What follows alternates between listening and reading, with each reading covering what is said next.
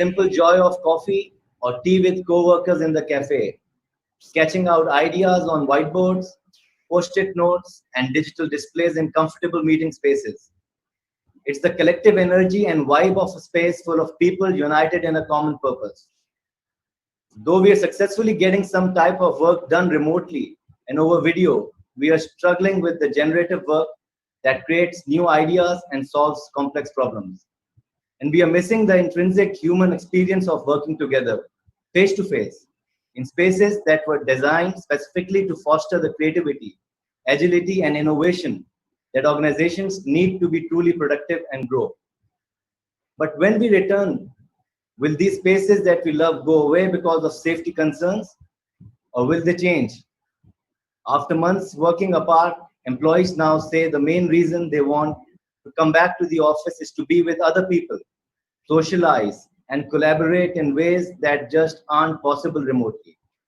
That's why a diverse range of spaces in the office that support these work modes and collaboration in particular will not go away.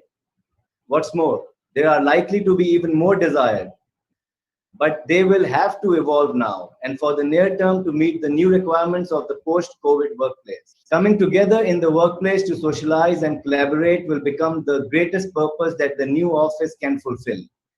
And this is one of the commitments made by Dimensions Office to help and support its customers, bringing back their employees in a safe and non-threatening environment.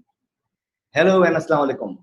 I'm Mahir Shizad and I would like to thank C2 Management Consultants for giving us the opportunity to be the elite sponsor for Pakistan's first ever live digital sales conference. I wish you and your audience a wonderful experience and some great learning and hope to be part of such a forum in the future as well.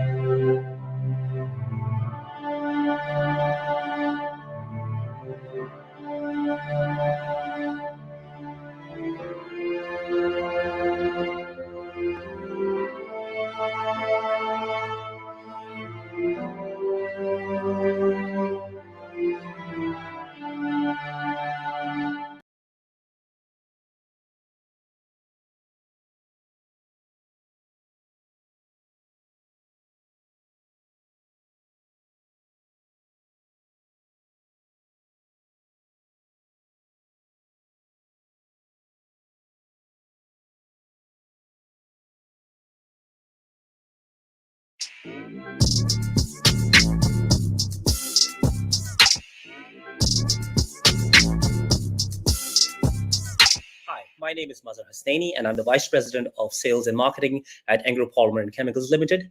And I will be the keynote speaker and one of the panelists with my topic, Are You Agile Enough to Move with the Changing Consumer? I will be live on Thursday, July 9th, 2020 from 4 p.m. to 5:30 p.m. at Pakistan's first ever digital sales conference as being organized by C2 Management Consultants.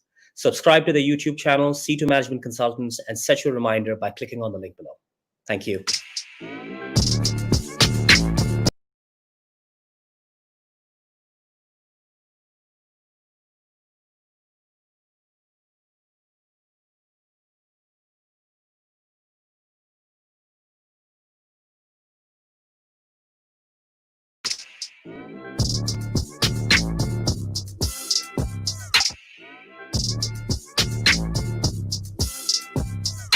$166 million mobile subscribers, 80 million mobile data subscribers, almost 82 million broadband subscribers, an e-commerce industry worth $1.6 billion, a digital financial services industry worth almost 5.3 trillion rupees per annum. This is the digital landscape of Pakistan. Organizations need to align their investment in technology, process, and business model to capture the digital customer at every touch point of the customer lifecycle experience. With technology growing in almost every field, automating sales and distribution is a crucial factor to capture the growing market and to satisfy the customer at almost every step of the journey. Hi, I am Burhanuddin Qureshi, Head of Sales and Trade Marketing at Hilal Care Private Limited. I'll be the keynote speaker and one of the panelists with my topic on new ways to create customer value. Please join me on Thursday, 9th of July 2020 from 4 p.m. to 5:30 p.m. for the Pakistan's first ever digital sales conference being organized by C2 Management Consultants. Please subscribe to the YouTube channel C2 Management Consultants and click the link below for reminder.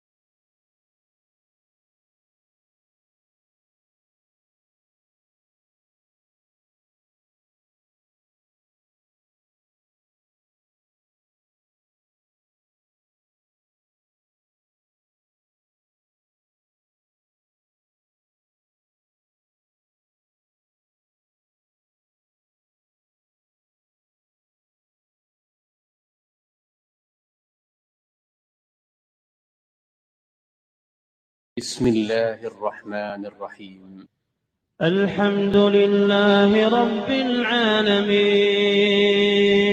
الرحمن الرحيم مالك يوم الدين إياك نعبد وإياك نستعين اهدنا الصراط المستقيم صراط الذين أنعمت عليهم غير المغضوب عليهم ولا الضالين.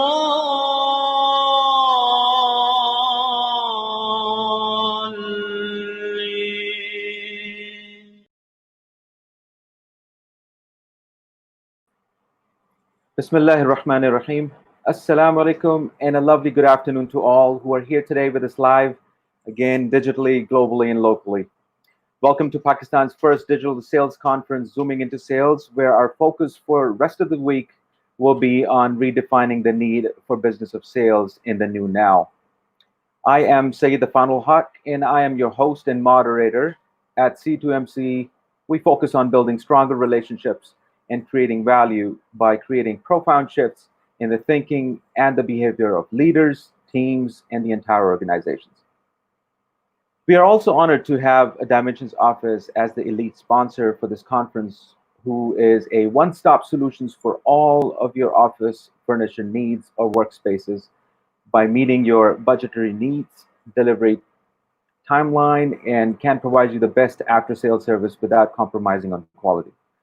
Dimensions office has been in the business since 1996, who specializes in cater the needs of various industries, including office, health, education, banking, industrial, and also boutique office space.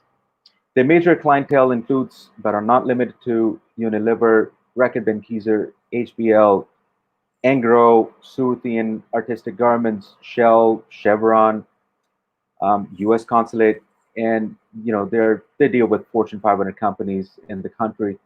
I will now play a video from Dimensions office introducing the work that they do. So please take a moment to look at the video.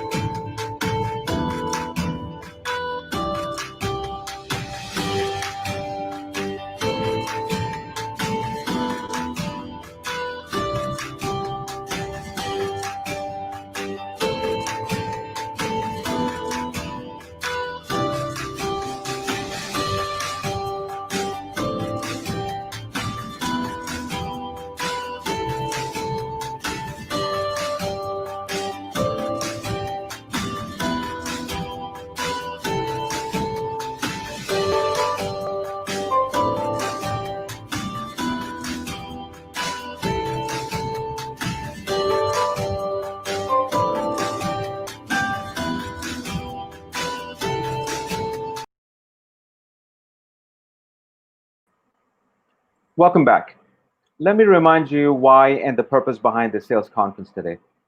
Our objective is very simple, and we wanted this conference to raise the level of understanding for various organizational professionals by creating awareness that how survival, sustainability, and growth can be achieved with the best possible practices by redefining the need of sales in the new now.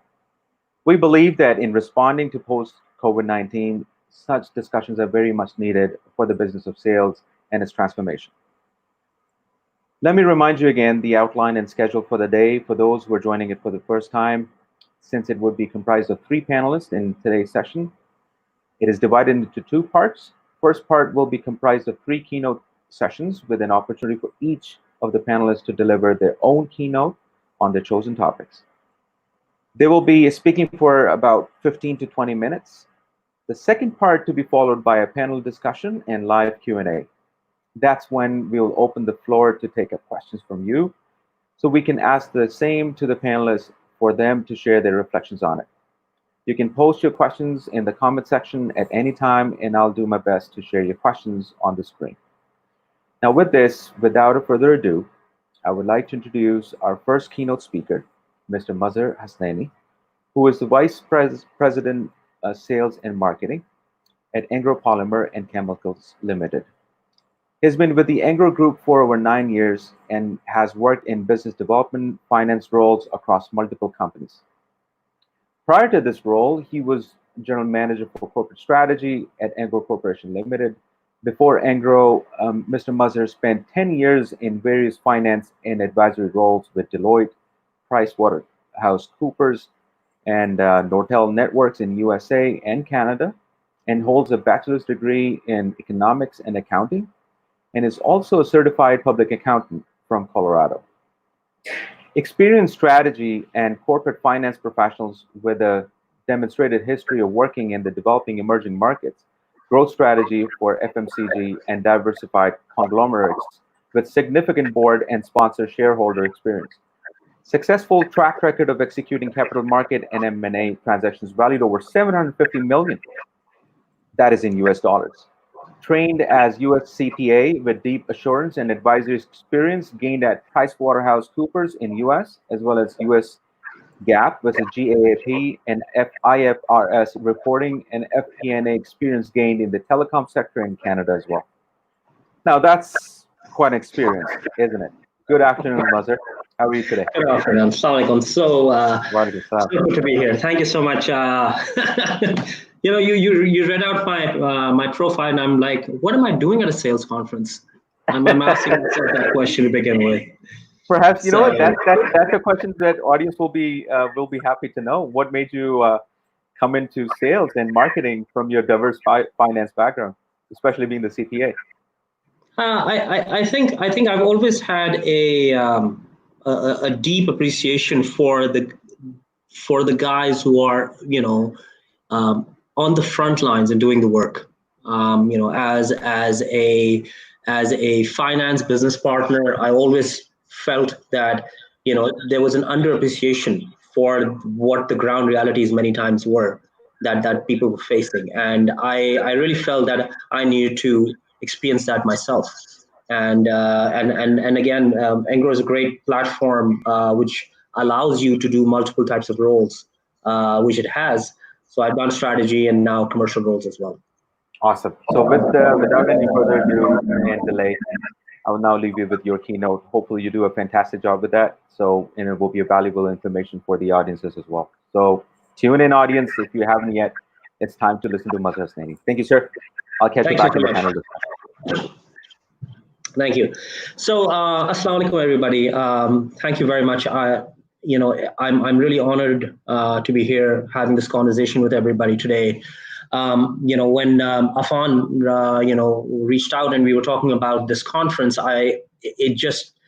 it was something right up my alley, because I felt that, you know, as they say, we are, you know, may you live in interesting times. These are about as interesting as times get. And while we talk about a lot of different, you know, facets of the economy that have been impacted, businesses that have been impacted, and livelihoods that have been impacted, I don't think we really talk enough about the sales function or the sales organization, because while we have, you know, obviously, you know, medical workers, people on the front lines working on saving lives, you know, we also have the sales teams across various organizations in Pakistan who are actively working on making sure products are on the shelf, information, you know, products are available to the customers, and they do this seamlessly, fighting every day with the pandemic that's out there. So really happy to be part of this conversation, and that's why the topic that I wanted to touch upon was looking at things from a little bit from a consumer angle, and kind of asking ourselves the question that are we agile enough to move with the changing consumer? Now, the one thing that I've learned about consumer over a period of time is that the consumer behavior is always changing. It's ever evolving. It's never stagnant. Pre-COVID, during COVID, post-COVID, it will continue to change. It will continue to evolve. And the thing about the consumer behavior is that it's very fickle.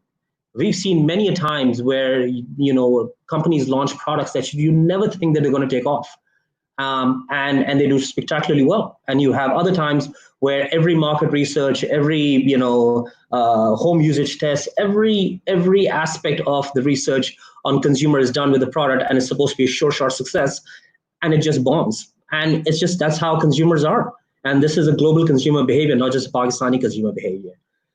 However, in this environment, that consumer is shaken. It's not used to operating in the environment as it's today. It's not used to, looking at, oh, do I need to go outside? How many times do I need to go outside? You know what? I can't go to 3 different shops and shop for something. I just need to go in quickly, have minimal interaction, keep my social distance, and get out. So the consumer behavior attitudes are changing. And with that, their expectations of companies who are providing them products and services are also changing. So these are very, very, very different times for the consumer, because you have to understand something, that the consumer likes doing things the way that is generally comfortable with. And until and unless there is a big push as to why it should change the way it's doing things, it likes to stick to the norm. Now, interestingly, there are 2 impetuses that present ourselves today that are creating that change. One is our dear friend, smartphone, the digital economy, that's changing things. And the other one is COVID. So let's look at both one by one.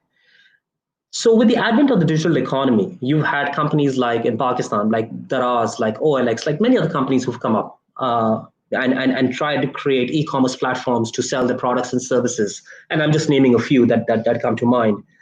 And you've seen that journey. That's been an interesting journey. People have really questioned in the start, and they're starting to get comfortable with, okay, you know what, this is the area that maybe we want to look at a little bit more.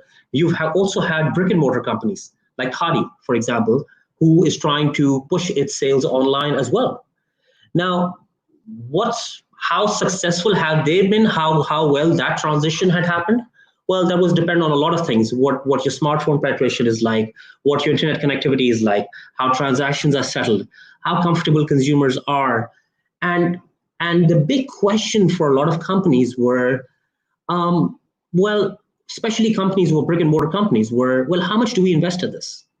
Right? So if my online sales are 3, 4, 5, 10% maybe of my overall sales, do I really need to make massive infrastructure investments? Do I need to invest in my supply chain? Do I need to do all of these things? What is that I need to do?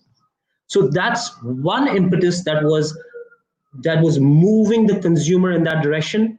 The millennials, the younger generation, were more and more comfortable buying things online. And you see that pattern when you look at e-commerce numbers that are coming up. But traditional consumers when they're in the middle age who have significant spending power were still were kind of there, but not really there in a pre-COVID situation. And then the second impetus happened, where COVID happened. And suddenly everybody is thinking, well, how do I minimize my interaction in a store? What is the minimum number of times can I get out? What are there things that I can buy online that I never thought of buying online? And when you go out and ask people, and this is based on experiences that I've heard from a lot of people, people are making decisions. Consumers are making decisions that they never did of buying things online. Like people are buying, for example, medicine online. They're asking themselves the question, well, I need to go out and get some medicine. Do I need to go and meet with the pharmacist first? Do I need to go to my local medical store? Can I make a list, WhatsApp it to the person, and he can have it delivered, or somebody can go and get it picked up? Now, you see, that's a significant change for the consumer. So the there are two ways to look at this. One is companies have to look at it from a perspective of, oh yeah, this is a big challenge. Kya kare? We've got entire value chain set up, infrastructure set up. Now suddenly, oh, what do we do? Others will look at this as an opportunity and say, well, you know what? The impetus that was coming, that was the transformation digital economy. There is suddenly, a big push or a big catalyst called COVID that is now pushing the consumer in that direction. So what we have to realize as we stand here today is change is happening as we stand today. People are going to get more comfortable. Obviously, there'll always be a school of thought. Ki, ye to pandemic jab tak hai, tab tak rahega, and then we'll be on and done with it. People will go back to normal. I don't think so. I don't think that will happen, because people will start going out and shopping again, but people will start going out and shopping for things that are more high involvement, that require more human involvement, things that are more procedural or repetitive in nature. For example, medicines. If I want to get Panadol or Ansed and this and that and the other, I don't need to go to my local pharmacist. I don't need to take my car out or my bike out, go, rush mein khada hu, wahan pe payment karu, ye sab karu. Why do I do that? Right? People are getting comfortable with that. So that is something we have to get comfortable with. Because if this is what the new normal is, yes, maybe 100% people will not move in that direction, but that shift is definitely happening now. We need to ask ourselves the question, what is it that we want to do? Our two options is either we duck and try to, sort of weather this wave out and say, well, let the pandemic happen and see what happens, or we actually ride the wave. And we take the lead as organizations to say, you know what, we are going to adjust our business model and take our consumer in that direction, because that direction is where the world is headed. Now, if you look at what I mean by that is I'm talking about even regional countries like India, like Bangladesh, like other countries where e-commerce penetration is higher and continues to grow. And Pakistan is continuing to growing as well. So might as well take that as an opportunity. Now, if we believe that this change is going to happen, what is it that we need to do with this consumer's behavior, which is now changing at a more rapid pace? So first of all, I think what's very important is we need to listen. A lot of times we don't. I'll tell you, as a sales head, we don't. We make a plan, we go out and we push and we push and we push. Right now, there was a budget that came that was decided at the beginning of the year. I need to deliver on certain numbers. Let's go out and push. We can't do that. We can't do that. We have to, in some ways, almost take that budget and take that planning and put it on the side and say, you know what, this is the new normal. I need to come up with new ways of doing things. Why? Two reasons. Number one, consumer preferences are changing. So if one of the things that we noticed in our own business, that there is in the shoe business, for example, there's been a fundamental shift between formal wear and casual wear. So juti, chappal, sandals, that's what you call it, the consumption of that has really gone up. Formal wear has really come down because people are just not going out that much, right? We need to adjust our plans, our sales plan according to that. We can't be going out and pushing it to the retailer and you buy this, what we are selling. So because we have a certain target. Number two, while what I've been talking about is, how consumer behavior is changing, it's only one aspect of the change. I'm just talking about the channel change. I'm just talking about the fact that they were going to move from going to a store versus ordering online. There are lots of other changes that are happening. Excuse me. Look at their buying behavior. What are they buying? People are going and shifting their buying practices from, say, things that are more luxurious in nature to things that they feel that are more necessities. Because while people want to continue consumption, they're also looking at how, is their purchasing power the same as it was pre-COVID? A lot of people have lost their jobs. People are scared about their jobs. They are maybe sticking more to essentials. We have to look at opportunities that present in essential products. So, for example, if you are a producer of a product like detergents and sanitizers and cleaning products, this is your opportunity. Now, how you translate that opportunity is up to you. You can either take this as an opportunity to say, you know what, I'm going to maximize my profit. This is the time when I squeeze my consumer. This is the time when I jack up my prices. Or This is the time where I get new customers and create stickiness with my consumer, where I do not try and gouge every customer that I get, but at the other end, what I'm going to do is I'm going to make a customer for life. Because a lot of people who were not using sanitizers, soaps and cleaning equipment, a lot of these things have graduated to that, because now that's part of health and hygiene that's very important for their families. This is an opportunity where if you are, while you are doing more sales, while you create an opportunity for the consumer as well, while you provide them promotional discounts or whatever you need to create that stickiness, that's going to serve you on a year-over-year basis way after this pandemic is done and over with. That's something we need to keep in mind.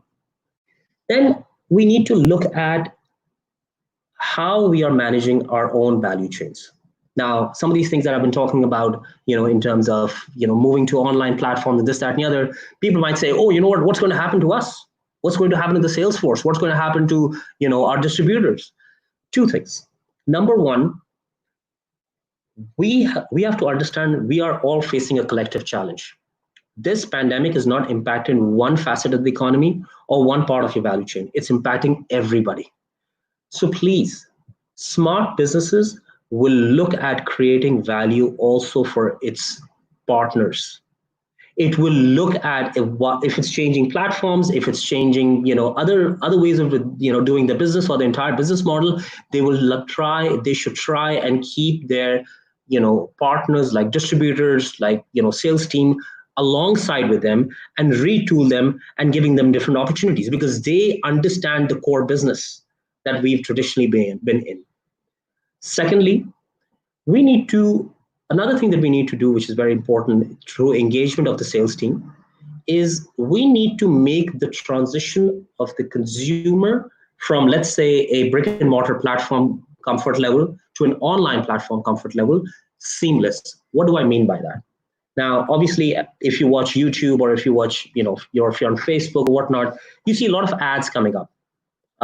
Where, normal products that you would not necessarily think of would be advertising have started advertising, like pedestal fans, for example. I'll just give you one example. And people have started maybe ordering. They say, you know what, if that avoids me making one trip out in the market, I'll go and buy it. Why not? The problem is, the challenge for us is, how do you go from that being a one-time purchase to that being the norm? The way to do that is you have to make that experience for the consumer as seamless as possible, so he or she feels that he's had the minimal amount of change. What do I mean by that? I'll give you an example. Let's say I'm on Facebook and I'm scrolling down and I see a pedestal fan. I'm like, you know what? It's pretty hot out there. I want to order one. I click on that and I order a fan. Within 30 minutes or whatever period of time, shortly thereafter, I should get a call from the company telling me, Mr. Mazhar, you've placed an order for the fan. I see that there were 3 options that were available to you. You've chosen this color or this size or whatever, this model. Great. Just want to confirm it. Just want to make sure you didn't change your mind. That's what you want. And you know what? Actually, my name is XYZ. If you have any questions, I'll be happy to answer you. And your product will be delivered in 3 days or 4 days or whatever number of days it takes. Think about what that does to the consumer. Suddenly think about what it does for the consumer in terms of the brand value in his mind. Suddenly he's now talking to a person and not talking to a machine. That's the seamless transition we're talking about. Now, ideally, as I said, it's not going to be 100% move to e-commerce platforms. It will take a long time. And some things will be always high involvement. People want to go out and buy. But we want to take the opportunity to get more and more people to go out and start online shopping, and we want to make that transition seamless. And why make it seamless? Because more likely than not, I probably would not have bought a fan that day if I was not on my Facebook, because I probably would not have taken my car out and gone out to the market and I would have haggled with the price and then done everything because I'm too busy. That's what we're looking at. Another reason why people will be open to this is we also have to understand consumers are playing multiple roles. You've got parents who are also acting like teachers, right? Who have their own day jobs, but if with online schools that have come up now, They also have to be present with their children in the room, especially the young ones, teaching them, interacting with the teachers on and on. So time is tight for them, and they're going to continue to look for more and more convenience. Now, the thing is, it's up to us whether we see this as a challenge or we see this as an opportunity. Last thing that I would want to say is we need to also look ourselves internally and say, does this give us an opportunity to reinvent ourselves? So, for example, my company, we were implementing a CRM, a very well-known tool that we've been implementing, and we're going through that process. And we took this opportunity, and we were about to go live in September, October timeframe. And we took this opportunity and said, you know what, we want to jumpstart this and get this online in May when we went to lockdown. Obviously, everybody had to work very hard, but that gave us an opportunity to reinvent ourselves. That actually, the end outcome was our customers were in B2B business. Our customers were ordering online. They were ordering, they were ordering through their smartphones, a B2B industrial product, and they were very comfortable. And we were spending more time talking to them about their business, their challenges, getting customer intelligence, and talking about the future of what they need to do with the business. So think about that. You're still spending the same amount of time with the customer, but you're actually doing more value-added work in that sense. So these were just some of my thoughts. As I said, consumers are very fickle. They have a very, they have very quirky preferences in terms of what they like. But this is an amazing opportunity for companies who see it to really, really, really reinvent themselves. Phenomenal, Mazhar. Thank you so much for touching base on all the key points. You talked about consumers. I was making actually notes here while I was listening to you. I thought your keynote would have been just on and on and on. I just kept would have listened to you. So you talked about consumers are shaking, behavior and attitudes are changing. Change is going to stay. So the new normal, it's not going to go back to the old normal. So this is going to stay. Consumer shifts in the mindset, behaviors. It will last for a very long time. You've used great examples. Using a footwear, people are now from formal wear to they're now buying casual wear more and more of. And one of the key points that you talked about was creating value for your partners is going to be a very important point that I thought my personal takeaway was there. Distributor sales, you need to retool them, especially your sales team, engage them with sales. I mean, the points go on and on and on. It was quite an information. So thank you very much, Mazhar. And thank you. What we will now do, we'll put you on the backstage, and we will move on to the second speaker of the day, and then inshallah we'll catch up with you in the panel discussion. Great. Thank you. Thank you. All right, so now, ladies and gentlemen, I would like to introduce our second keynote speaker, Mr. Burhanuddin Qureshi. He's currently working as Head of Sales and Trade Marketing at Halal Care Private Limited. His expertise in supporting companies through critical startup or turnaround situations, rapid growth, market expansions, accomplished career track record for delivering and sustaining revenue and profit growth within highly competitive telecom and FMCG sector of Pakistan market. He's an exceptional communicator with a hands-on sales style, strong negotiation skills, exceptional problem-solving skills, and a keen customer need assessment aptitude. Aggressively identify opportunities where he developed his focus and provide tactical business solutions. Ladies and gentlemen, let me introduce Mr. Burhanuddin Qureshi. Burhan Sahab, hope all is well. Alhamdulillah, all is well. Awesome. So without any further delay, I will now hand the floor over to you, and then inshallah we'll catch up after your keynote. All right, all the best. Okay, first of all, I would like to thank C2 Management Consultants for providing me the opportunity to come here as a guest speaker and address on the topic. And in fact, when Afan initially contacted me for this event and told me about the process and everything about this event, so the first thing that got clicked into my mind was, now this is also a new way of conducting seminars and conferences and going digital. So this is actually creating a value for customers like us who are in search of knowledge and who get to hear different people perspective and industry experiences. uh, just like I'm very fueled up and energized with the uh, initial keynote speaker, Mazhar Hasnaini. The way he presented was extremely well and very knowledgeable stuff that he presented. So coming to the scenario that is currently, impacting us all, which is the COVID scenario.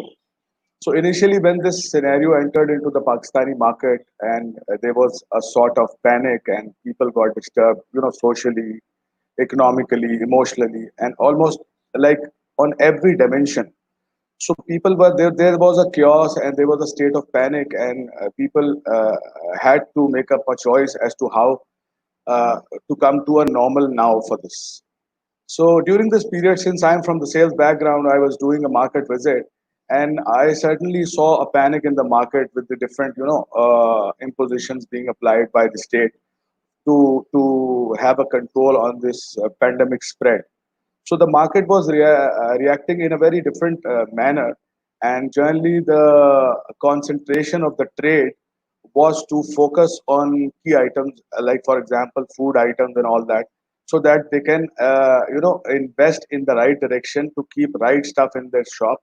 And while I was doing this market visit, so I came across certain retailers who were at the initial phase of communication when we pitched our product and to them.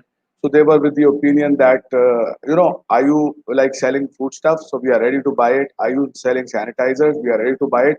But for rest of the categories that we are dealing, probably personal care and home care products, so we are a bit reluctant. And they were like showing an emotion as to how the market is responding. And initially, due to the lockdown and everything, people were trying to gather food stuff in the market at their home places, in fact, to have ample stocks with them to survive. And it was more of a survival scenario. So during this time, an amazing response came from the market, and there was a shift, in the total customer perception and customer buying behavior. So as an initial reaction when this came up, obviously we are dealing in personal care and home care products. There was an initial dip in the market due to closure of retail outlets and different lockdown going on in the area. So one thing that I would really like to comment here is, as a first instance of this panic and everything going on, the first thing that came to our mind as Hilal Care was to safeguard our people who are exposed in the market and who are at risk. And in this state of panic, and initially we closed our sales operations, and we closed our sales operations for almost like 12 to 13 days. So what happened is, when we with the perspective, we had a care mindset for our people, and I was with the thought that obviously if a sales boy goes into the market and he's exposed, so there is a very big chance of him getting into this pandemic and putting himself at risk. But after when we did this close down and our sales operation got closed, so within a few days, I started getting feedback from my regional heads and from my sales team that their industry peers are actually working in the market, and things, after the initial panic and all, things are starting to get to the normal. Although it's not the exact normal, but at some stage of the market is at a stage where things are turning back, and there is obviously the customer settling down, and his behavior and preferences are actually coming back in a shape which were at the initial stage were more centric towards emergency or survival products. So after this scenario, we opened up our sales operation again on the request of our sales team and all, that they want to go out into the market, and they had this confidence with them. And it was a great initiative, taken by the management, who approved the initial closure of the sales operation, because it's not very easy for a commercial organization to, who are into the business of selling, to stop selling your products. But this initial break that we gave to our sales team, actually, it gave the confidence back to the sales team. Plus, the initial, the state of panic came to a stable position. So when my sales team again went into the market with our products offering and everything, so ultimately what we experienced was a gain in our overall sales. And we were gaining, our enablers like retail productivity and our volumes and value of business was ultimately growing. And because of the reason, because of that initial state of panic was being neutralized by the sales team also, and they went into the market and they were more geared up and they were acclimatized with the scenario. So they were in a better position to, serve to the market with the basics of sales. Coming to the next part, what I would say is conventionally, we have been seeing that the channel has been growing since long time. Initially, what we had in our market mindset was a conventional, Kiryana store, then a general store. Then the concept of self-service stores entered Pakistan, and self-service stores started to opening, and consumer got shifted to this preference. Although previously we were living in a more grand style of, we used to send a grocery list to a store and he used to deliver that product to our home. But latterly we accepted this module, and in fact got into different stores who were offering self service and did our grocery shopping. And also we had the choice of different brands, lying in the shelf, of which we can select one which gave us the most customer value and everything. So now the channel is reviving, and when I see the statistics which tell me that there are like 80 million mobile subscribers and 82 million broadband subscribers, e-commerce industry and everything is growing around us. So my focus will be just like what we are trying to do in Halal Care is we are trying to build up a channel which is an e-channel, a channel which will be based on the customer preferences who are actually now digitized, and they in their life preferences are over the internet and experiencing things which are being advertised to them, and they put up a buy option for them. Because of the COVID scenario, things have quicked up, or they have like grown faster. And I think in the recent times, the online shopping and everything has grown by miles. In fact, I was reading, so it was like 72% overall growth, and everything, and something which was like predicted to be a $1 billion market by 2020 has actually grown twofolds.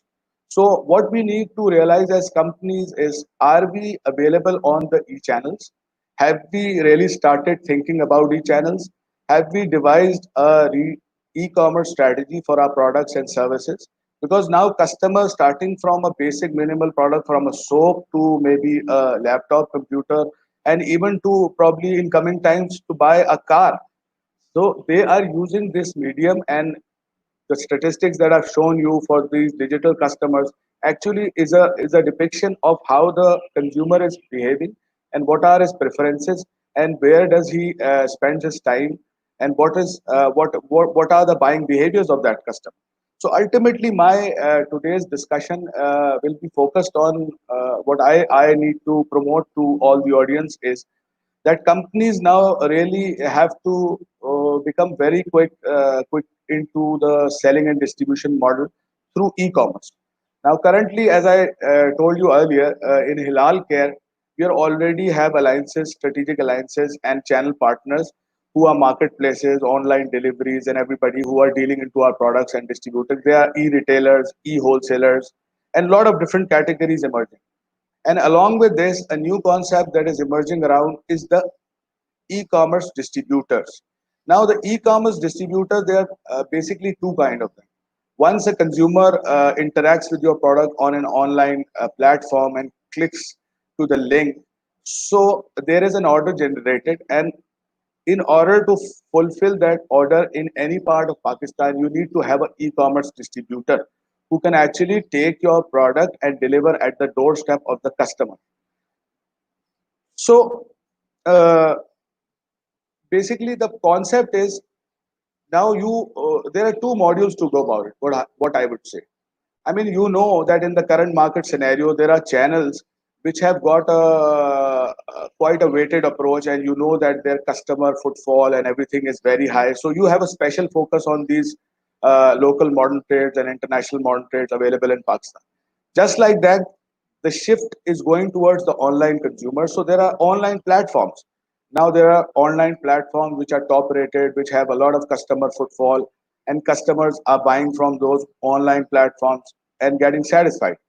So a multiple strategy needs to come in. Now you have to go through those platforms as well, and you have to create your own e-commerce platform along, so that the reach of your product and services is to the maximum, and you can create a very important dimension which will be a key element for the future is that you need to have customer data, because all these other platforms that are doing channel business for your product and services have customer data with them, which will be a costly affair in the future. But in order to it's better for the organization that they develop a platform in which they have their own e-commerce module developed on their website, and they can place marketing stuff on different available social platform, which can actually direct a customer to your own company website and create a transaction which is an e-commerce transaction. So e-commerce distribution platform, which is because ultimately you are dealing in physical products, so whatever you do electronically cannot be transmitted to you as a electronic product unless and until you are a customer of digital products, and that gets to you in online. For example, if you want to buy a mobile app or something like that, that can be digitally transferred. But since a lot of consumer companies are dealing in physical products, so you need to have a network, and you need to have a distribution network in terms of through which you can satisfy your customer at his doorstep. And this actually process needs a lot of infrastructure development, and there is a lot of departmental coordination. I mean, apart from the commercial management, you need to align the value chain, you need to align IT infrastructure, which will actually enable you and make you a digital organization. So generally, the concept that prevails in the market is, there are specific industries which are technological and digital and everything, like telecom and this. But now consumer companies, to my knowledge and to my experience, I would say very quickly need to get transformed if you want to catch the market in the right way, and if you really want to satisfy your customer at every digital touch point, in addition to the conventional touch point.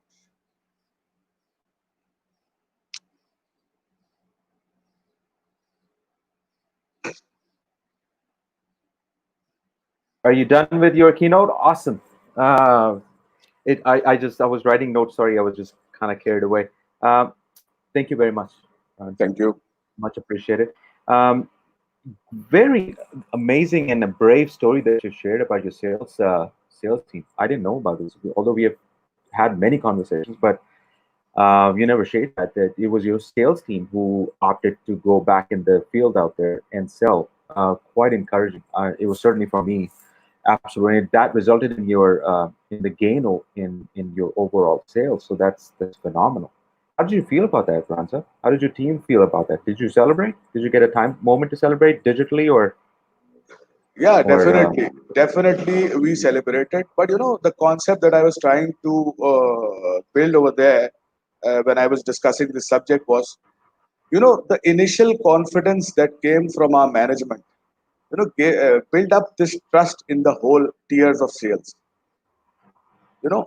Caring for your people. I mean, a lot of us were talking about, caring and all that, but this was a real action for me.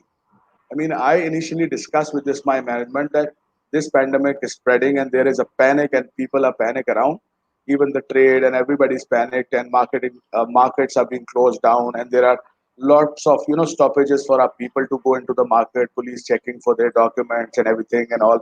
So I said, okay, in this state of panic, I mean, I care for the people, so did the management, and we all took up a brave step, closing this sales operation, which is your bloodline actually.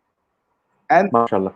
ultimately, what happened was the sales team got more confident out of this initiative because they really appreciated this effort, and by their will, they came back to us and said, okay, I mean, this is not possible. How can we like sit at home and we don't work because all our industry peers are in the market and everything is going on. So they forced us that they want to come back and they want to work and they want to increase or maximize the business volume and get into the market back into action. Awesome. So a huge amount of applause for your sales team out there who took this courageous move. So congratulations once again. And with this, Burhan Sahab, I'll now move on to the third keynote speaking session. And with this, I'd like to introduce, ladies and gentlemen, our third keynote speaker, Mr. Vikarul Islam Sahab. He's a director and CEO of Jaffer Business Systems, a major IT company having HP, Emerson, Oracle, Microsoft as its key partners.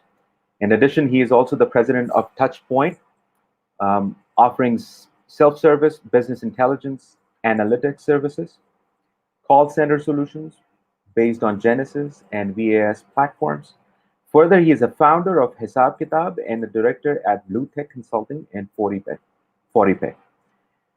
A corporate leader turned entrepreneur. Previously, he was the senior vice president and member executive board for Comptel Corporation. He also held position of sub-region head, vice president for Nokia Siemens Networks for Gulf, Levant, Iraq, Iran, and Pakistan region. Before moving to the MEA region, he was a country director for Nokia Networks, Nokia Siemens Networks, and NCR Corporation in Pakistan. Vikarul Islam Sahab, thank you so much for taking the time to join us today and your acceptance to share your valuable thoughts with the audience, especially the sales professionals community at large. I will now leave you with your keynote and hope you will do a fabulous job with it. And then inshallah, we'll catch up with the panel discussion afterwards. Thank you. Thank you very much. Thank you, Afan. So I think the topic is about sales leadership in the new normal or in the new now, as they claim. I think before we get into it, we need to see what has changed.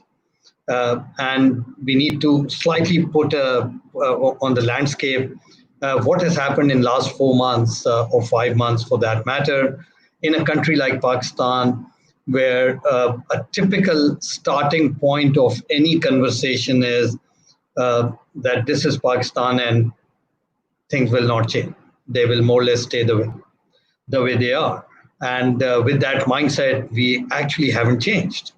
But COVID did something quite unreal. It actually changed those entrenched mindset and more or less forced people to change. And that's an interesting thing that has happened in the country. I have personally seen people queuing to get served in this country, something I've never seen before. I have actually seen people wearing masks in public, not all of them, but many of them, to make sure that not just they protect themselves, but they also protect their fellow citizens. I've seen people moving away from large, crowded physical spaces and trying to find and keep their life and living going, moving towards alternate mediums. This is what has happened. And not just it has happened around the world, but it has also happened in this country called Pakistan. So it is very important to understand, what has changed before we move towards sales leadership. The other thing that has changed is that physical world has shrunk. And this is an important point to remember. Pakistan or countries like Pakistan, which are more, entrenched into old ways of working, are very manual, very paper-driven. They love the physical world. More or less, we actually don't believe that a digital world was also created over a number of years. And it has, in many countries, actually matured to a level that there are two distinct worlds available. One is called the physical world, and the other is called the digital world. What COVID has done to countries like Pakistan, that it has created that world which we were resisting for a long time, that now digital world is a reality. And this reality is not going to change. It doesn't matter whether COVID is there or it's not there. Now, there are two distinct worlds, even in Pakistan. One is a physical world and one is a digital world. And it's the blend which will take us forward for the next 20, 30, 40 years. And the blend will continue to vary, possibly more in the direction of digital and less in the direction of physical. And that's the way the world is going. That's the way this country is going to go. And COVID has accelerated that change. Now, coming to the sales, what has happened in sales? Sales in our kind of world, because we are a physical world country, has been a very, personal interaction led, people in the field led kind of an industry. And if you don't, if you're not out in the field, more or less it is believed that you are not working or you will not be able to get the outcome that you desire. Now, with the fact that a digital world is now created, this mindset needs a complete shift where we are saying not just you can work while you are in the field, but you can actually work while your mobile phone or your laptop or desktop is in your hand or is in your access. And if you are not able to do that, you will not be as productive as you were in a typical physical world scenario. So the first change in sales leadership that needs to happen is to accept the existence of the physical and digital world, is to accept that being physically present is not the only way, which means you will produce outcome, but as long as you are present, and it doesn't matter whether you are physically present or virtually present, as long as you are present in front of the customer, who is, by the way, now also available in a virtual manner, you're doing your job and the outcome will happen. Now, this is a massive mindset change for sales leadership in this country in majority, because they have also come from a very physical world experience, physical world mindset. So they cannot believe that anyone who is on a laptop or who is actually working on a mobile is actually working and can produce the outcome. The second point that needs to change, with this change that we have seen, is that this body in seat mentality has to go away, and it has to be replaced with an outcome-based sales management, or for that matter, management philosophy, where you judge people based on the outcome they produce and not on how many hours they are putting in for you. How many hours they put in to produce an outcome. The problem was that we started managing the hours rather than managing the hours. We started managing the number of hours people were putting in rather than managing the outcome for which they were actually hired or for which you invest in people. This COVID has moved that discussion away from number of hours to the outcome that you produce. And once again, for a sales leader to be aware of this is to first accept that, this change has actually happened. Now he needs to start managing his sales team for the outcome rather than for how many hours they are putting in, because that in today's world is more or less immaterial. You need to be out there present. It doesn't matter whether you are present physically or virtually, as long as you are present. And if you are present and if you are being managed for the outcome and not on how many hours you are producing, you're doing good. And sales leaders need to then move in that direction. The third point, which again is based on the change, is first for the sales leaders to go through enablement session to understand the realities of the virtual world or the online world or the digital world, which, as I said, in majority, they don't know. And once they are enabled, only then they can enable their sales team and their people, because the coaching for a digital world or enablement for a digital world, while the principles do not change, it does, is very different to the way you do it in the physical world, where you even have ability many a time to go with your salespeople, visit fields, from one shop to the other, or from one office to the other. Here you are doing it all virtually, and you need to find ways of going from one place to the other in a virtual manner and still making sure that the outcome is managed the way you want it to manage. So enablement for yourself is extremely important.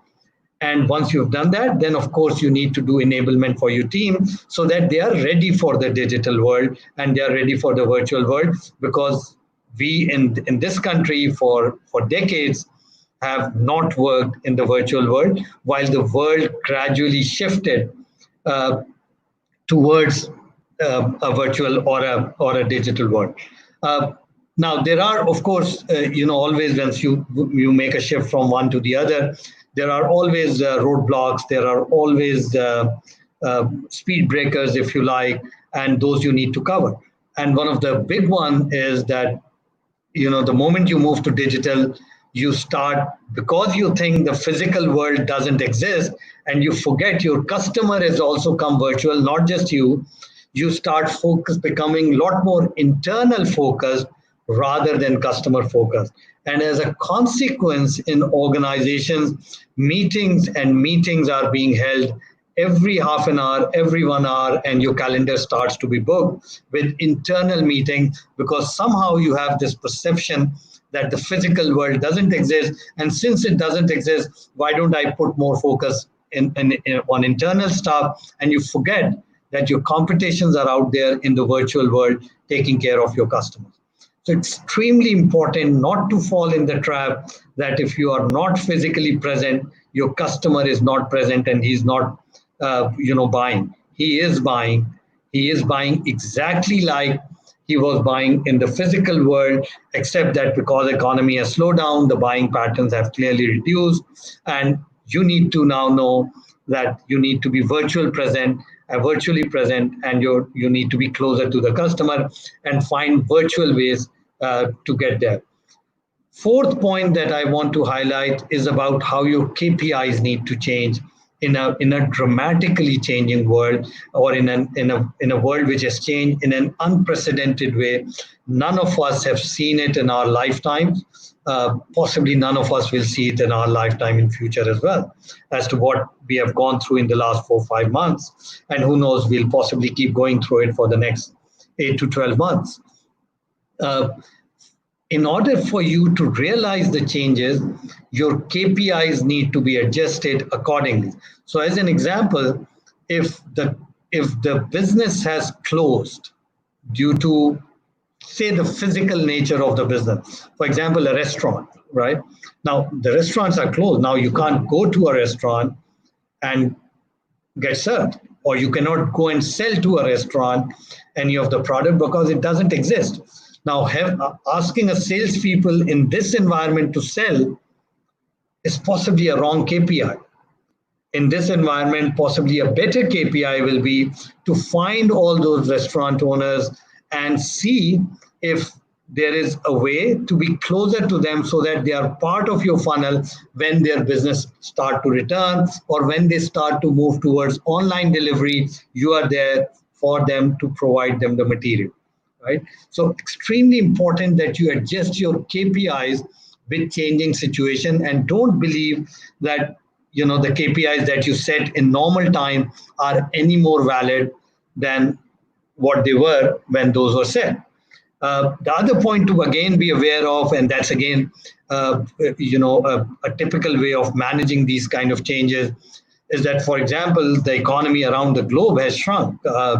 And it has shrunk in Pakistan as well, around the globe. For people who do not know, $9 trillion of economy of global economy has shrunk, and $9 trillion equals to the size of Japan and Germany economy.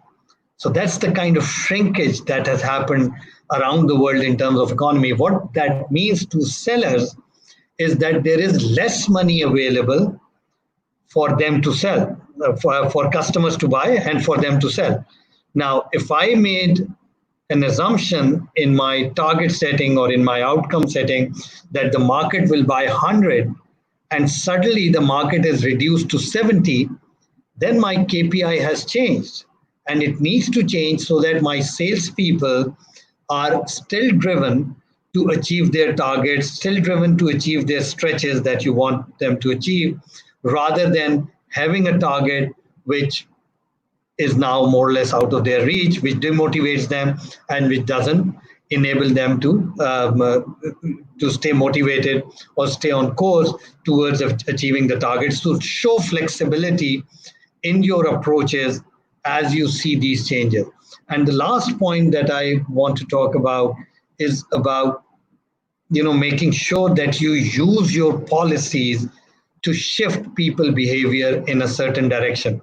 In many cases, I've seen around the world that I've worked, people take policies as a static piece.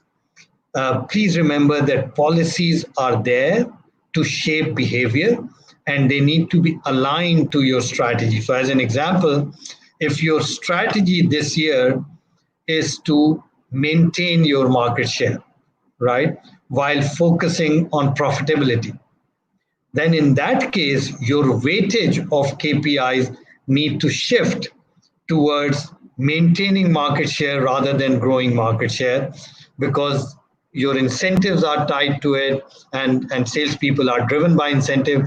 Once they see that I need to go market share and my KPI has now shifted from, say, a top line growth to a market share growth, he needs to start working aggressively with limited customers and limited cash that is available in the market, and try and increase market share to cover for the loss in the size of the business. So this way you alter the course of the policy to ensure that the behaviors of sales team are moved in such a way, in a direction that it meets your strategic objective, or for that matter, your yearly objective. So these are, for me, some of the things that I wanted to talk about in terms of sales leadership in the new now. I've written a few articles as well, I believe, as a result of this COVID. 3 different kind of professionals, 3 different kind of companies, and 3 different kind of countries will emerge. First of them are the leaders, people, countries, organizations who are anticipating changes, who are anticipating the new normal, taking a lead towards shaping that new normal, and taking not just themselves but the industry along with it. The second type of people, organization, countries will be the typical followers. They will not take a lead, but they will always be willing to change. They will be willing to adapt because they know change is inevitable. They will follow the leaders and will still be part of the new normal. And the third team will continue to believe that once this COVID is over, when it is over, we can go back to the normal. And we can go back to, say, the pre-January or pre-February life that we had before. For the first and first and second category, there is definitely a future. For the third category, I keep saying this, let's write their obituaries. They will not exist. And it's true for sales leaders. It's true for sales professionals. It's true for everyone. So let's be either in the leader category, where we are shaping the future of our people, our company, or our industry, or at worst, let's be in the follower category, where we are willing and be adaptable to change, but never be in the category of people, professionals, companies, and country, hopefully, which says we'll go back to normal, because I guarantee we won't. Thank you very much. Thank you.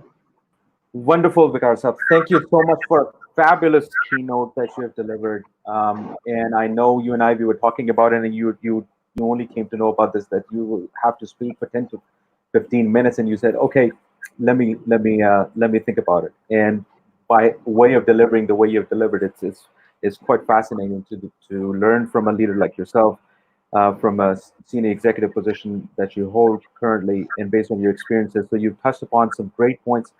And obviously, physical world, since it has shrunk, it has brought its challenges and also the opportunities for the sales leadership today in order to adjust itself and adapt to the ways moving forward.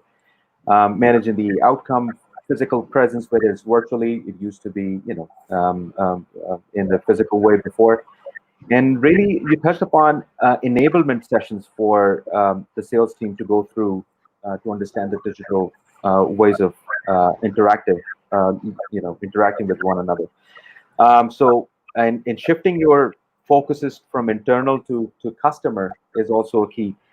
You talked about economy, and last but not least, you rightly said the two top leaders, organizations, or countries will survive in the long run, and they are who are going to be taking the lead, or who will follow and adapt accordingly.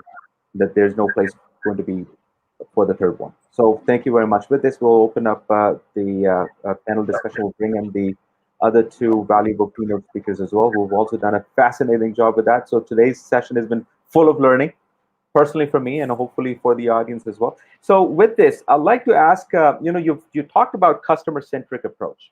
You've all three of you talked about in a nutshell of customer-centric approach. So with my first question, I wanted to talk about human-centric approach. With the products like PVC, I'm talking about from Engro Polymer perspective, or caustic soda, sodium hypochlorite, EDC or VCM, or Bold, Viva, the products that Hilal Care offers, or through the solutions that JBS offers to its customers. The question that comes to my mind is, how have you addressed human-centric engagement across your customer lifecycle instead of, or in addition to your customer-centric approach? Have you been able to address it? Vikas Sahab, you can be first if you like. So I think, first of all, since, my association is more with the digital world throughout my life, or technology world per se. What people need to know is that in any world, the starting point is always the flesh, the soul, the body, the people. That's the starting point. Everything that you do revolves around the human. And it doesn't matter, as far as I'm concerned, which business you are in. It will touch the human in one way or the other. And only businesses, and for that matter, individuals, go forward in life who define a purpose for themselves, in how they approach the world. And the purpose has to be always much bigger than making money or making sales or selling a product. The purpose has to be, how does it benefit the humanity or the people at large in terms either for them to improve their lives or save their lives, for that matter, given the COVID situation, or to take their lives to the next level. And it doesn't matter whether they are customer or whether they are internal to your employee. At the end of the day, we work for people, and even in sales, there is this old saying that at the end of the day, people don't buy product, they actually buy from people, right? So you can't detach the human approach from anything that we do in life. That to me is the starting point. Any organization which doesn't take that into consideration can be called anything but a decent or half decent organization. At the end of the day, it is about people, and I don't care whether they are your customers, whether they are your employees, whether they are families of your employees, whether they belong to the communities you serve. You need to take care of all of them, and that's where you define the purpose of the business, which has to be much bigger than making money. And let me give you a very interesting example from, say, pharmaceutical industry as to what I mean by this human approach or by having a purpose, right? So imagine an organization, a pharmaceutical company which makes medicine, having a purpose saying maximizing shareholder value. So which means they are driven by maximizing the value, which is very materialistic, if you like. Compare that to another pharmaceutical company which has a purpose of saving lives. So if you can understand, if the organization is willing to live the purpose with which because of which they exist, then because it is about saving lives, then what it means is they cannot use substandard material. What it means is they have to always deliver quality, and they will not leave even 0.001% to imagination, because it can affect the very purpose of why they exist. They will not be bothered if by putting in quality component, their cost goes up and their margins come down, because they are driven by the purpose, which is to save lives. But when you define a purpose which is maximizing share value, then your purpose could go adrift.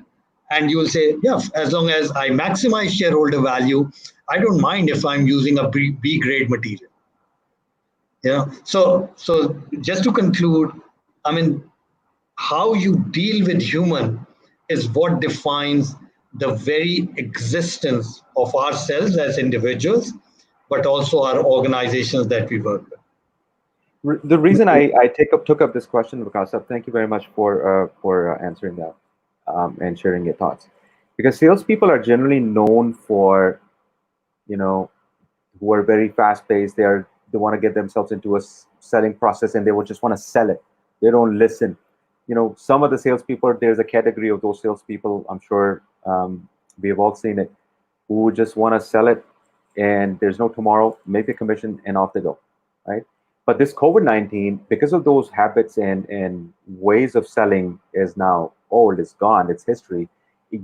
One cannot be able to do that anymore. It required a dramatic shift in the mindset, in the attitudes and the behaviors of the salespeople. Now, I also know this, that when salespeople who have been, who have developed a certain amount of habit, you talked about enablement. That's why I thought it would be a key point for us to discuss. Have you seen success in molding and shifting the mindset of the salespeople in just last 90 days or 4 months? Have you seen some success with that? Yeah, so let me first answer, because I think you were a lot more diplomatic in what you possibly wanted to say. I've been a salesman all my life, right?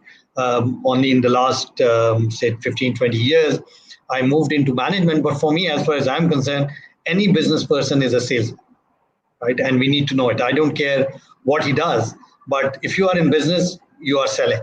Otherwise, you can't exist. I've always been very averse to the notion attached to salespeople that they sell because they lie, because they cheat people, because they are too fast for them, and they're always trying to outsmart others through possibly deceit and lying. As far as I'm concerned, to me, integrity is the starting point of why we exist. If you don't have integrity, I am one of those who believe you have no right to exist in this world, right? And this is something we need to teach to our people, to people who work with us. So anyone who says salespeople as a profession are liars or are always, fast-paced, they are really desecrating this brilliant profession called sales. Call such people con man, call such people cheats. They are not salespeople. I have sold all my life. I don't think I have ever lied to sell. I have been open, I have been transparent to my customer, and I've been successful. So that's the first, important message that needs to go out. Sales is a brilliant profession. If I relive another life, I'll be a salesman again. Another one, I'll be a salesman again. I love this profession. I love to be out there. I love to meet customers. I love to talk to them. I love to solve their problem.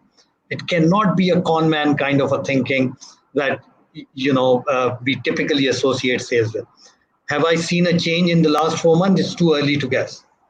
But my hope is that with this change, the integrity piece in our businesses needs to go up a few notches. Now, some of it will be forced.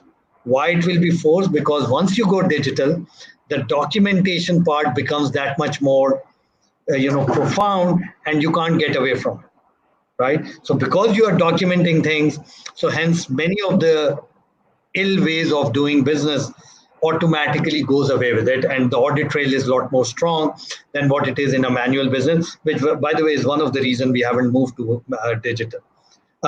So it's too early, but my hope is that we start focusing on integrity in our businesses, because to me, that's the starting point of our existence and why businesses should exist. They should never exist to cheat.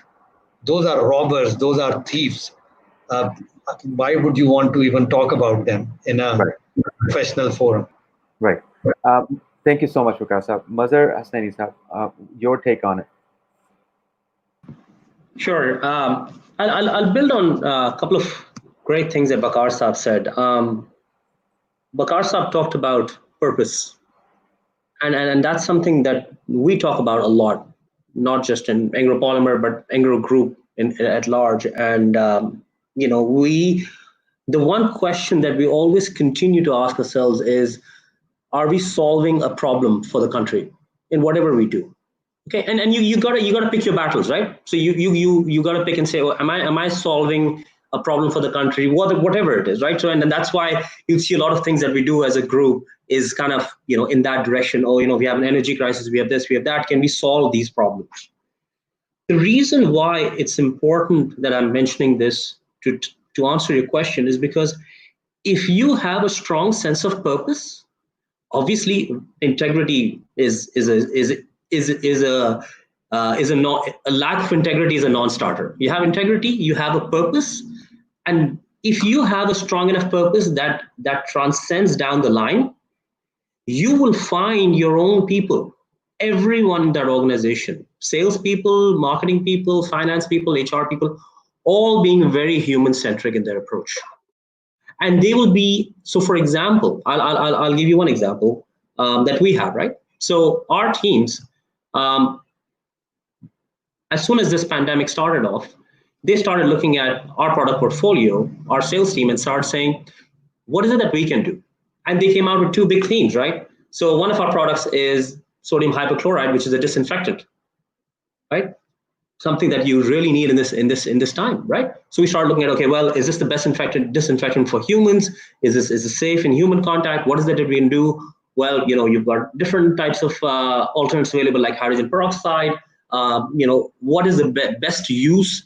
How can we get this to the right people at the right time? We started prioritizing shipment of that to our customers. So, what we make, we sell on a general basis. But we focused more on customers who were using it to make disinfectants rather than for other purposes. And they understood that. And even other customers realized that, right? So that's in some ways, given how obvious this problem was easy to have a pulse on the finger of the consumer and the human side of it and saying, okay, you know what, this is what the need of the hour is. And we told some of our customers who were other hypo customers, said, hey, listen, can we prioritize them? Because they really need it right now, right? For industrial cleaning, other purposes. Then on the PVC side, so for example, we're looking at, what the current government's trying to do in terms of doing a construction boom in the Naya Pakistan housing project, right? I mean, PVC is a very integral part and parcel of the construction industry. And, obviously we're looking at how can we participate, how can we support in that? The great thing is, and building on what Waqar Saab said, the fact that we have a purpose, those ideas are coming from the teams. It's not coming top down, because I'm sitting in an office, right? Or so to speak, my office right now. These are the people who are constantly in touch with the customers. They have their finger on the pulse. So I think that automatically enables a more human-centric engagement. And that then drives, and given that we're in a B2B business, we get a sense of what's really needed. We connect with our customers and say, hey, move your business in this direction, because this is where the consumer is headed. This is where the need is in the today. That's our approach. That's wonderful. And that's why I asked this question, because obviously, companies like yourselves, JBS, whether it's Engro, whether it's Halal, there's going to be lots of key takeaways for companies to learn what Engro is currently doing, what they have done in the last 90 or 120 days. And so is JBS, right? Burhan Saab, do you have anything would you like to add, or? Definitely, I'd like to add something here. Primarily, the business areas and the product categories that we are dealing in are focused on personal care, home care, and healthcare. So probably, since we are a new startup company and it's been like 4 years since we are into existence, so this overall pandemic and in reference to our product category, it created a very big opportunity. Since we have brands like Sienna, which are hand washes, we have expanded this categories and we have moved into Sienna hand sanitizers. And similarly, we have a brand Scrub Shine, which is a home care brand.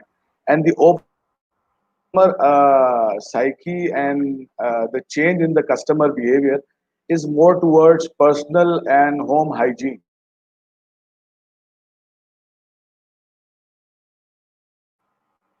Okay, I think we have lost Burhan Saab since he's gone frozen. So we'll move on with the next phase of our panel discussion. We have got 5 of the interns who started with us quite recently. Mind you, we are only a small company. So we wanted to give an opportunity to one of the students to come in and join us live and ask you respected leaders a question themselves. So today we have one of the interns who is here to ask you a question. His name is Ihtisham Nadeem, and we would love to hear a question from him. Ihtisham, could you please introduce yourself and please go ahead and ask the question. Sorry, you're on mute, Ihtisham. Could you please unmute yourself? Thank you. Yeah, unmuted myself. Am I clear? Okay. Please, yes. Please go ahead and ask your question. Hello, assalamu alaikum to everyone. How are you? Very well. Hope you are all doing fine. I hope you are all doing fine. So, as I've listened this conversation, and it was really, motivated me, and I've listened about the customer side of view and the sales team's view. But my question is something towards the supply chain side, and I have a question that have you defined supply chain and production risk that that crisis might pose, and what have you done to mitigate those risks? Okay, so have you defined supply chain and production risks that crisis might pose, and what have you done to mitigate those risks? Yeah. Okay, thank you, Ihtisham. Waqar sir, would you like to take it? Yeah. Again, going back to what I mentioned, that you need to realize that supply chain in a very physical world manner is very different to a supply chain or managing or shifting a supply chain in a digital world situation. So I think the first thing that needed to happen was to ensure that during this unprecedented time, how do we shift our entire supply chain in a way that, because supply chain needs to be both physical and digital. It doesn't matter how much you automate, the need for the physical world will still be there. So you needed to create a supply chain environment which takes into account social distancing, which takes into account the effects of making sure what goes out of your warehouses is disinfected in a proper manner so that it doesn't create any spread from your side. And then on the other hand, you need to align your systems to make sure that you are digitally tracking the whole supply chain process with minimal physical handshake or handovers as possible. So of course, because I said COVID accelerated that change. So if we did not do it, we wouldn't have been able to survive, these last 3 or 4 months. So those things changed, or they changed not because we wanted to change, but because we were forced to change. And this is very important lesson in life for young people as well. It is always better to change yourself rather than being forced into change due to events. Because when you are being forced into change, you are being being reactive, and you are reacting to a situation. So by definition, you are accepting a follower mindset. But if you can anticipate the change and lead that change, then you develop a leader mindset, which helps you in your career and in your organization as well. So that clearly is something that we did, in our entire supply chain process. Since we are not into manufacturing per se, we make IT products, which are software products, so they can be worked, in any case, in a very digital way. So we did not have the physical world problems of a production environment, which possibly my other worthy colleagues can answer better. So I can't answer the production piece, but the supply chain part, yes. Thank you, Vikas sir. Thank you very much. Mazhar sir, Sure. how have you defined the supply chain and production risk? Great question. So I think agility was very important. We realized that we saw this in some ways coming in, and I'm talking about when Pakistan had about 20 cases. We saw this pandemic had really taken a hold on countries like China, Italy, and some of our critical raw material comes from outside Pakistan. Lining those things up very, very quickly, reacting very fast, and making sure our supply lines were not disrupted was the quick action that we had to take. And while most of your decisions are always going to be based on economic outcomes, sometimes you say, you know what, I'm going to take a decision today where I'm going to get X amount of raw material, build up my supply, because I don't know what's going to happen. And that's exactly what happened with us, where we went into a shutdown mode and essentially the country shut down, and we had significant challenges, obviously, in that. Now, so again, as I was saying in my initial discussion as well, everything is a challenge and an opportunity. So the flip side of a challenge is an opportunity. We also took this as an opportunity. It's just, I'm sure all good organizations have, where we looked at our supply chain again and said, well, how much of it that can we source differently? We took that as an option to go back and say, well, can we source some of this in-house, or do some of this stuff in-house? Can we source some of this, locally? So that again led to a lot of good outcomes for us. In terms of the production side, absolutely. We've got a huge petrochemical facility, urban plant, people coming in and out. We have obviously, as you can imagine, the group has an entire COVID committee. Then our company has a COVID committee. Our plant has a COVID committee. Obviously, they are very, very tightly knit together in terms of communication, in terms of actions. We have very, very, very strong SOPs in place in terms of social distancing, in terms of things that are followed. And it took a while for us to get this done. It took us a few weeks to put this together, get different companies. Obviously, the advantage of being a larger group is that we looked at our SOPs and we gave ours to the fertilizer business, and then the fertilizer business gave theirs to the energy business, and everybody sort of kept challenging each other. Is this the best way? Is this how you can best protect people? And alhamdulillah, I have to say that because of that, we've been running full throttle, and in all of our businesses, and we've had very, very limited cases of COVID within our employee base, and anything that have happened was coming more from outside. So yes, there is obviously risks that are there, but I think preparedness is the key. Great, Thank you so much. Thank you so much. Burhan sir, would you like to add, or? I'm sorry, I got disconnected. No worries. So I'm back now. This is Tashambi, is one of our attorneys. He has asked a question to all of you. Have you defined supply chain and production risks that crisis might pose? Okay. Although I'm not the appropriate person to give supply chain, inputs and insights here. Probably the SC head could have done it better. But this is something that we know for sure as a commercial team. And the kind of categories that we are dealing in actually grew up very fast. And our supplies and our raw materials also come from different countries of the world. So with this pandemic hitting and, the overall imports and everything getting impacted. So on one side, I was forecasting a high level of sales because I was seeing the growth in the categories of personal care and home care.